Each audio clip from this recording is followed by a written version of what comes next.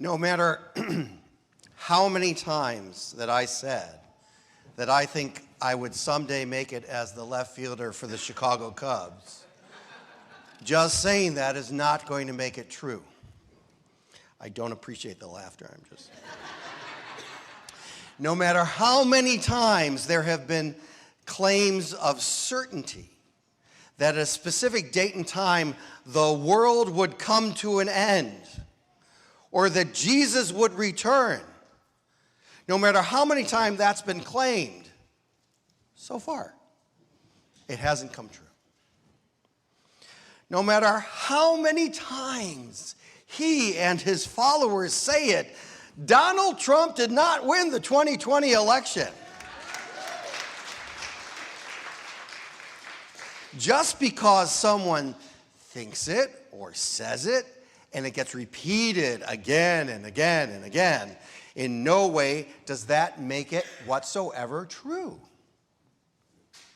Now, there's a concept that I learned about in seminary. It's called relativism.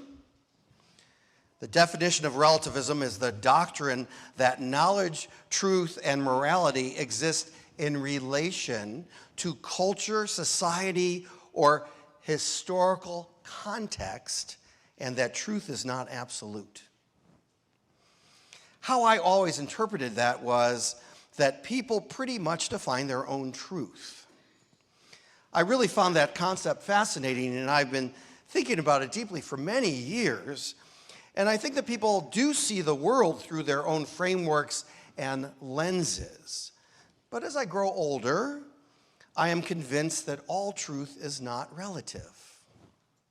For instance, what about statements like it's wrong to commit murder? Or everyone is born holy? Or we are all part of an interconnected web of all existence? Those seem like pretty strong arguments that demonstrate that some truths aren't really relative. Now, recently, Andrew, our social justice coordinator, and I were invited to a meeting of a bunch of civil rights and other kinds of activists from across the country. It was actually quite an honor for me to be invited. I'm still not sure who gave them my name. We began talking about spiritual truths, words I heard before but always had some confusion about what they meant. You know, Unitarian Universalists have a wide degree of understanding of what and acceptance of the concept of spiritual. We were talking about the difference between spiritual truths and false spiritual truths, and I was struck by this. So when we were done with the meeting, I came back and tried to find a good explanation of spiritual truths, and honestly, it was hard to find because I don't think there's one clear definition of that. But on the website, Mind That Ego, I would suggest it to many of us, I found almost exactly what I was looking for.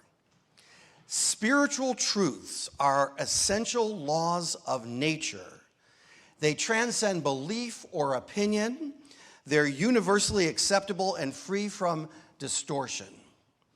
These truths emerge in pure awareness, in silence, beyond language and poor translations. They speak the language of the heart. They're honest, simple, and resoundingly beautiful. And spiritual truths stand in contrast to narrative truths, or actually what I might call false spiritual truths. Narrative truths are basically an attempt to refine a narrative or story to match events or opinions. So at that meeting, when we were talking about spiritual truths, we were talking about that in relation to how Dr. King referred to spiritual truths.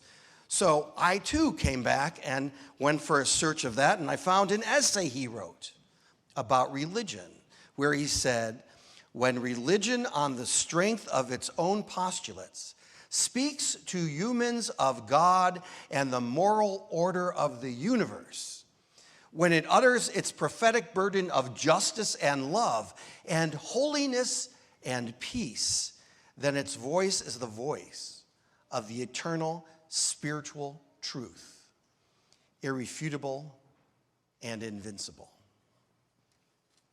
Now, February's worship theme is justice and equity. So if you have to think, are the concepts and equity and social justice actually spiritual truths? Then you have to kind of wonder what that's about. Well, no matter how many times those who create narrative truths try to tell us that brown people's human lives at the border are worth less than those who are citizens on the other side of some border, that is a narrative truth and not a spiritual truth. No matter how many times we're told that children can only be exposed to one version of history in schools that whitewashes things like slavery and racism and discrimination, that's a narrative truth. That's not a spiritual truth. And no matter how many times we hear that this country was founded as a white Christian nation and should be governed that way, I would say that that's a narrative truth and not a spiritual truth. So what, according to Dr. King, would qualify as uttering its prophetic burden of justice and love and holiness and peace? Well, a spiritual truth could very well be that we are all unique and yet connected, and all human beings, and I mean all human beings, deserve to be treated with dignity and respect. I would say that's a spiritual truth. A spiritual truth about our connection would be, as Dr. King is famously quoted as saying, that we are tied together in a single garment of destiny, caught in an inescapable network of mutuality, a spiritual truth. A spiritual truth could also maybe be found in the words of this quote by Nelson Mandela, which is, "No one is born hating another person because of the color of their skin or their background or their religion. People must learn to hate. And if they can learn to hate, they can be taught to love. For love comes more naturally to the human heart than its opposite." I'm going to hope that that's a spiritual truth. It is shocking, the kind of narrative truths that have impacted the history of this world. Some have been based in ignorance, others based in often repeated mythology, some conspiracy theories, and others pure lies. And I don't think any historian or futurist of pre-20th century Earth would ever have been able to predict the impact of technology and the impact it's had on blurring the lines of narrative truths and spiritual truths. So where does that leave us? I think that leaves us as individuals and as a group in need of moral grounding about the essential laws and truths of nature. Grounding that transcends individual belief or opinion, grounding that is universally accessible and free from distortion, truths that emerge from pure awareness in silence, beyond language and poor translations, truths that speak to the language of the heart, that are honest and simple and resoundingly beautiful. Truths that utter a prophetic burden of justice and love and holiness and peace. I am a minister in this faith tradition because I truly believe that this faith tradition tries as best we can to speak spiritual truths as much as possible. I think, like most of humanity, we struggle sometimes to agree on how to word them. We like to wordsmith things. But at the core of this faith is the desire for humans to love each other and the world. For people to be treated with dignity and respect no matter who you are and whom you love. to support systems that are designed to be equitable to all and not preferential to some. Now, if you think about this, these aren't just liberal talking points. These aren't platform statements from a political party. These are what we believe to be spiritual truths based on what we as Unitarian Universalists believe that are honest and simple and resoundingly beautiful truths that utter a prophetic burden of justice and love and holiness and peace.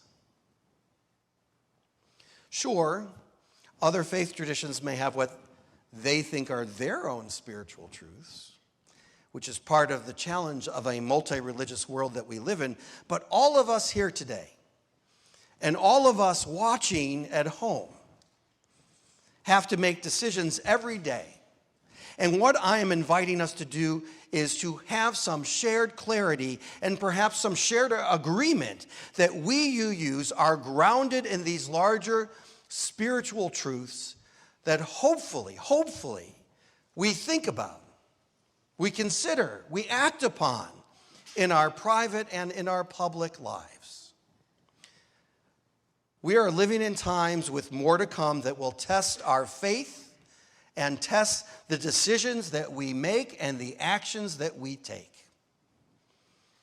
I guess one of our big questions that we need to answer is, can we live practicing these larger truths that we hope will lead to a more just and more equitable world?